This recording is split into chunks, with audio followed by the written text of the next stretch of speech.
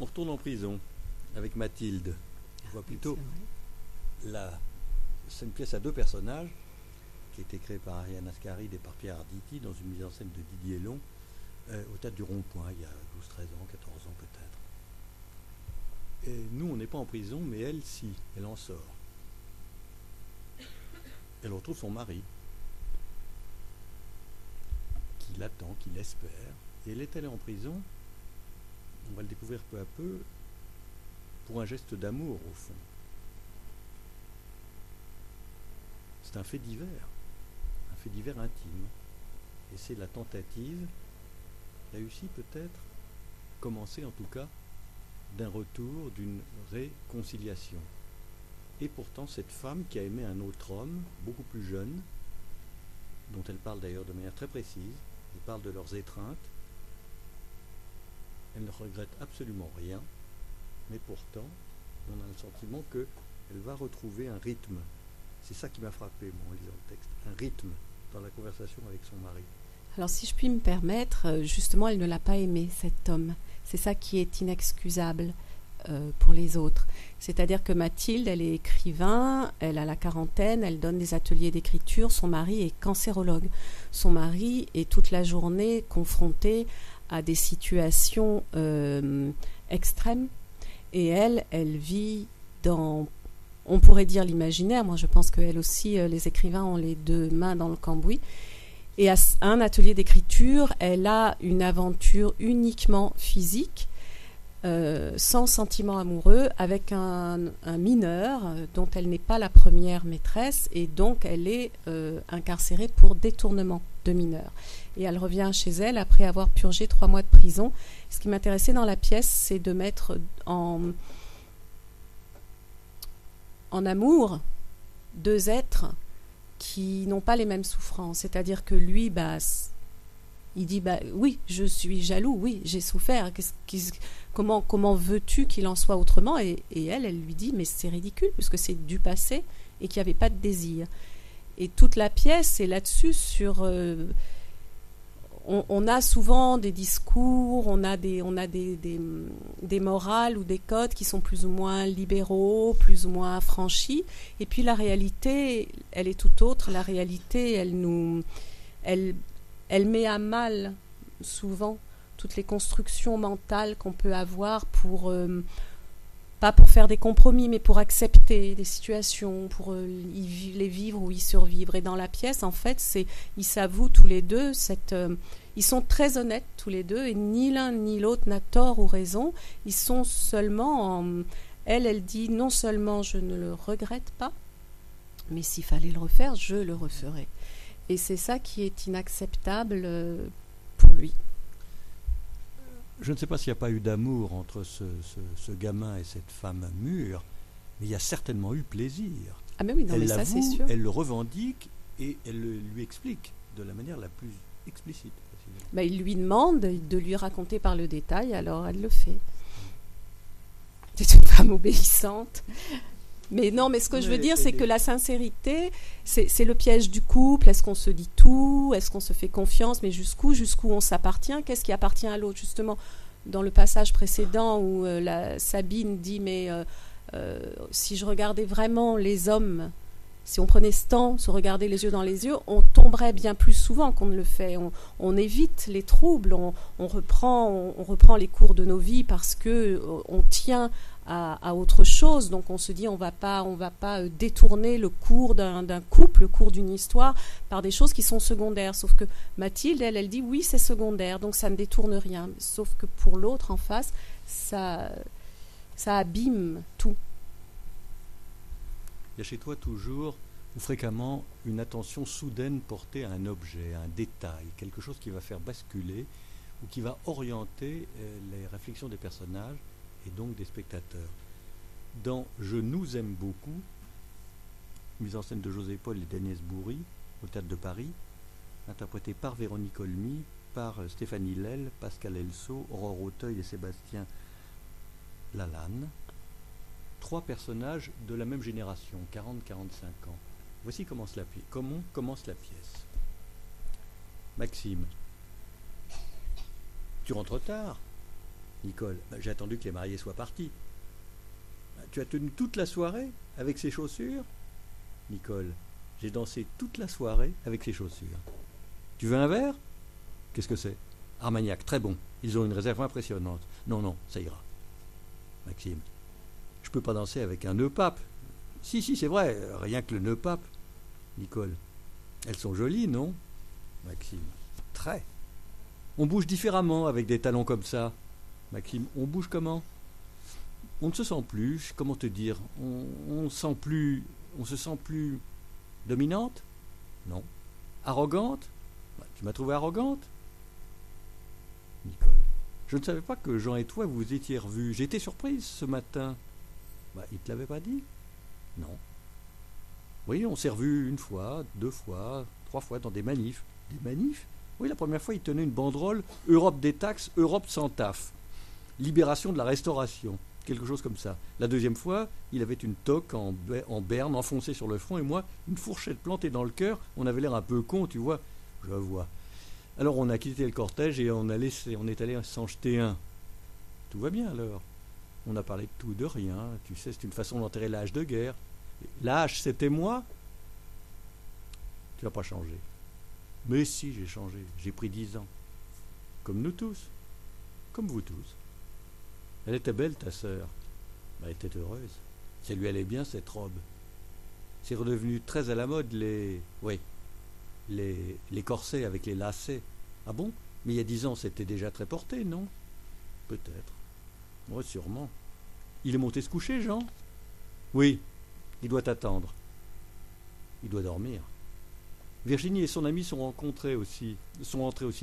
Ils ont eu du mal à trouver le sommeil. Ah bon? Oui, Virginie, pour moi, elle est ma commère. Je sais pas. Si je suis le témoin du marié et elle la témoin de la mariée, on est qui l'un pour l'autre? Je sais pas. C'est émouvant, une chaussure de femme. Donne-moi ça, écoute. Ça doit être formidable de dessiner une chaussure de femme. D'inventer un modèle, tu crois pas? Maxime, danser toute une nuit avec des talons. Je monte me coucher, rends-la-moi. Je me souviens du jour où on avait retrouvé ton fils avec tes bottes et tes bas. Tu l'avais giflé et tu avais pleuré comme si c'était toi qui avais fait la bêtise. Mais c'était moi. Tiens, à demain. C'est déjà demain. Tu dors toujours si peu? 3 heures, pas plus? Il m'arrive d'enchaîner 4 heures d'affilée. J'ai gagné 1 heure de farniente pendant lesquelles je cherche une bonne raison de me lever. Bon, bonne nuit alors. Bonne nuit. Formidable, vous trouvez pas? Je trouve qu'on n'a qu'une idée, c'est d'abord, on voit les acteurs et on a envie d'écouter la suite. Bon, malheureusement, on n'a pas assez de temps parce que c'est une pièce assez brève. Mais c'est un dialogue à 3. Un dialogue à 3, ça s'appelle, je ne sais pas comment ça s'appelle d'ailleurs, ça s'appelle une pièce de théâtre peut-être, tout simplement. C'est formidable ça. Et le détail toujours, la remarque qui réoriente les choses. Comment tu écris ça? Toute seule dans ton coin? Dans mon lit. Moi, j'écris au lit. Oui, toute seule. Même pas mes chats, rien. Ça ne me regarde pas. Non, parce que je trouve que le monde de l'écriture appartient vraiment à l'inconscient, au monde des rêves. Et quand je me réveille le matin, j'aime bien repenser à mes rêves, parfois les noter, essayer de les comprendre, les analyser. Et j'aime bien rester dans cette sorte de presque de conscience, d'état de conscience un peu modifié. Et alors, après avoir pris le thé, je me recouche et je travaille parce qu'on n'est pas encore dispersé par le monde, on est bien à l'abri et c'est toujours très étrange ce métier d'écrire parce qu'on pourrait penser qu'on s'abstrait du monde puisque, bien sûr, il faut s'isoler, ne pas répondre au téléphone, à toutes ces sollicitations-là, les mails, etc. Et en même temps, on est très présent au monde, on est ultra présent au monde, puisque c'est comme si on essayait de le regarder à travers des lamelles de microscope, et c'est peut-être pour ça que moi, je trouve que les détails sont très parlants dans la vie. Et comme le théâtre amplifie tout, je trouve, bien plus que le cinéma, et voilà, donc en fait, dans la scène que tu viens de lire, c'est un homme et une femme qui se sont aimés 10 ans auparavant. Ils sont obligés de se croiser à un mariage. Elle revient avec ses chaussures à talons. Et évidemment, ça le trouble. C'est très compréhensible. Hein. Mais ça, Tu ne le dis pas, mais ce on que l'a je veux dire, on c'est l'a voilà, entendu. c'est qu'à travers cette chaussure à talons, c'est tout le trouble qu'il y a eu entre eux et qui est maintenant interdit, qui passe.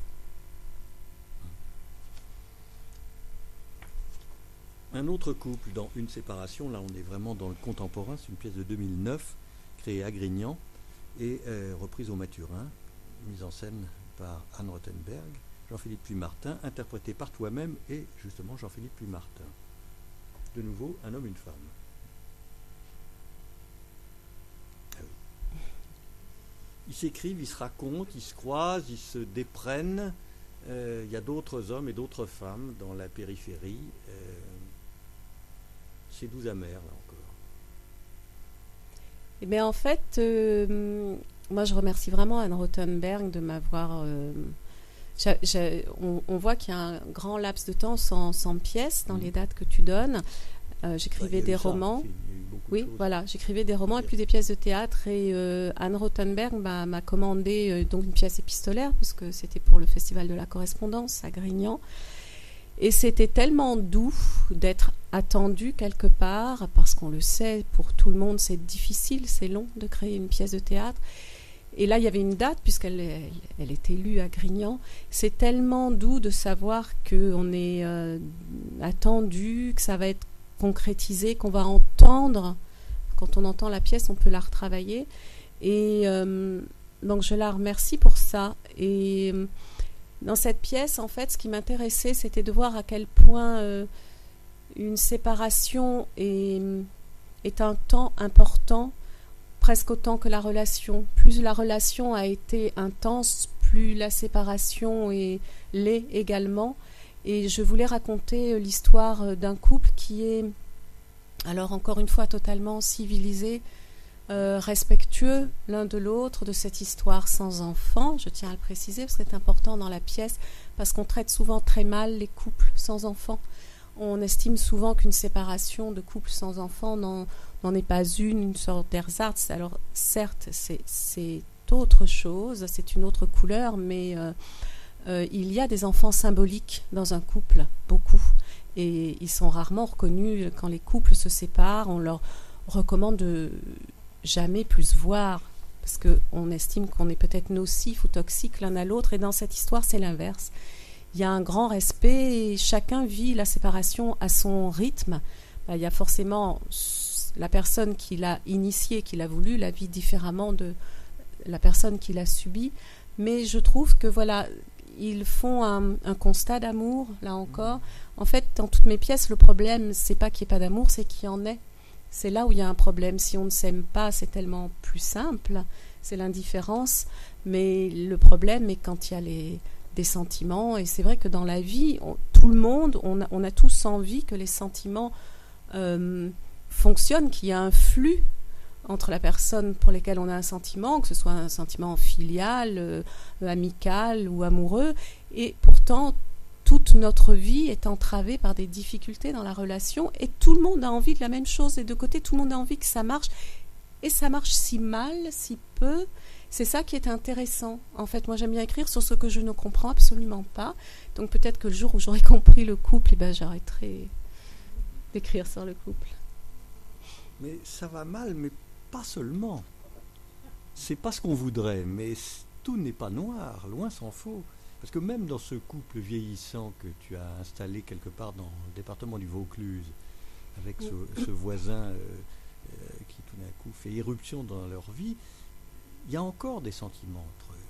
C'est vrai qu'il y a un moment où l'exaspération l'emporte sans doute sur la tendresse, mais quand même il y a quelque chose. Il reste... c'est extrêmement émouvant, même si c'est très drôle aussi. Tu as écrit récemment, toujours pour Grignan, un texte qui a été d'ailleurs publié dans l'avant-scène, sauf erreur, que je trouve absolument épatant et qui s'appelle Des baisers pardon. C'est pour le Festival du Paris des femmes que j'ai créé oui. avec Anne Rothenberg et Michel Fitoussi. Et Des baisers partout, Pardon, c'est 3 moments dans la conversation. Une femme qui se livre, qui s'appelle Sonia, et j'aimerais que tu nous lises parce que ce qu'elle dit dans ce monologue est tout à fait épatant. Et là encore, on est dans quelque chose qui est à la fois sérieux et en même temps allègre. c'est, à ma connaissance, ta dernière pièce, en tout cas disponible et écrite. Et on dira un mot pour finir du prochain roman que tu publies dans un mois et dans lequel, et ça ne surprendra personne, le théâtre est très présent. Et là, je dois lire quoi? Le premier, la première. Là, d'accord. Ouais. Alors, Lara Suyeux, je crois, est là. C'est elle qui l'avait lu au Paris des femmes. Alors, je fais un petit clin d'œil. Allons bon, c'est incroyable. Hein. On veut téléphoner, on ne peut pas. Non, mais simplement ça, téléphoner, c'est quand même pas... Aujourd'hui, téléphoner, c'est quand même un acte, une banalité, vraiment. Téléphoner, aujourd'hui, je ne sais pas, c'est comme respirer. Ça devrait être simple. Ben non. Mon smartphone vient de me lâcher comme ça, écran noir, vide absolu. Bon, poussez-vous. Poussez-vous. Ça va puer encore là-dedans. Allez, on dégage. Non, mais allez-y, hein, prenez votre temps. Ah mon Dieu, mais quelle patience il faut. Non, mais embarque tes sacs plastiques aussi. Je veux pas rentrer dans la cabine avec tes sacs tati bourrés de puces. Ah bon, je vais laisser la porte ouverte. Non, mais quelle puanteur. Allô? Allô, oui, c'est moi. Tu t'y attendais pas? Depuis le temps, c'est vrai. Comment ça, ma voix? Ah, tu me connais, mais c'est fou comme tu me connais. Hein. Alors oui, je vais bien. Là, c'est dit. Tu me fais rire, bah évidemment, c'est pour ça que je t'appelle. Qu'est-ce que tu crois? Tu as le temps? Je te dérange pas? Ah, great, great. Écoute, non, il faut que je te raconte. J'ai rencontré quelqu'un. J'ai rencontré quelqu'un, c'est bête comme expression. Aller voir quelqu'un, rencontrer quelqu'un. Non, il n'est pas psy, hein, tu me fais rire. Bref, j'ai rencontré l'homme de ma vie. Non, mais pourquoi pas le dire? Oh, je suis folle de joie, je suis folle de joie. Mais j'ai besoin d'avoir ton avis. Écoute, tu me connais, hein, tu es ma meilleure amie depuis le temps. Alors voilà, qu'est-ce que tu en penses? C'est pas trop beau pour être vrai. Il est superbe, il a mon âge, il est riche, sensuel. Hein? Oui, ben... riche, ça compte quand même. Je ne l'ai pas rencontré dans une cabine téléphonique. Tu me fais rire vraiment. Bon, où j'en étais? Ah oui, il a tout, quoi. Tu vois, il a tout. Il est tendre, il est profond, il est gentil. Drôle. Ah mais oui, il est drôle. Je ne l'ai pas dit ça, qu'il était drôle. Ah la conne. Bah, c'est important pourtant. Non, mais tu vois, c'est très important. Arrête, moi, un mec pas drôle, tu vois. Tu as le temps, là? Ah, bah évidemment, hein, maintenant que j'ai commencé à te raconter, tu as le temps, coquine. Alors... est-ce que c'est réciproque? Eh ben oui, c'est réciproque. Love at first sight, coup de foudre.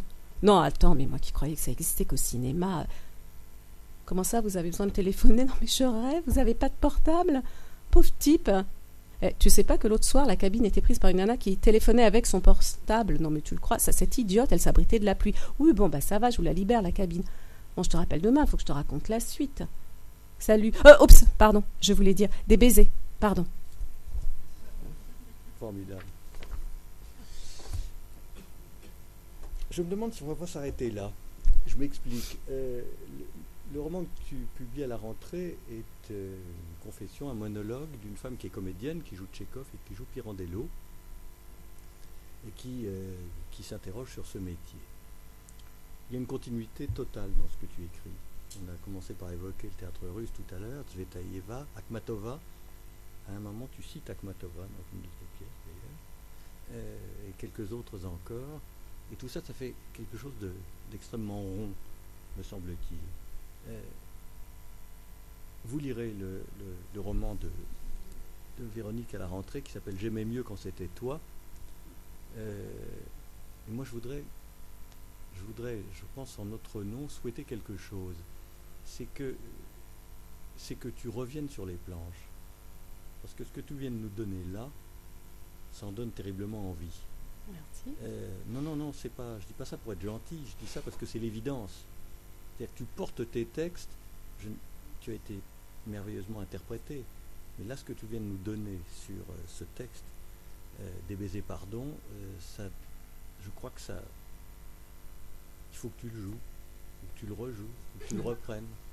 Je suis sûr qu'on en serait tous ravis, non? Merci Véronique. Merci.